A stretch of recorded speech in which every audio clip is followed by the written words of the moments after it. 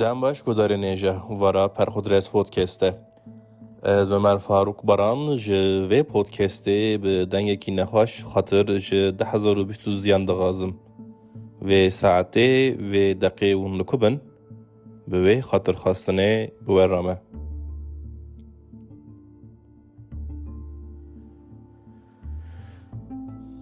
Nûçeyên ajansan, dermanên xewê, Erbil, Ankara, İstanbul, Diyarbakır, Riha, mektûb, xelat, WhatsApp, e-mail, gem fotoğraf, xandinên xweşik, Mubi, Netflix, Eksen, Spotify, aplikasyonên din,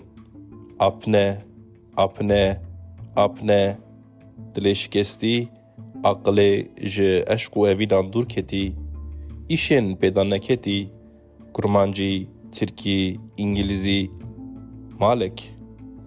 Li pey hez û huzurê saleka dina por hinekî din gewr, saleka dina çong hinekî din sistkirî.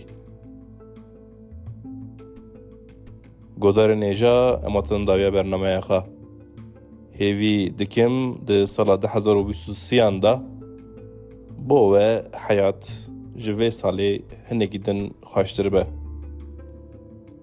Metna vê xatirxwestinê hûn dikarin ji perxudres.blogspot.comê bixwînin.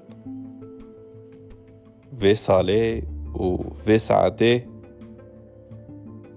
bi xatirê we.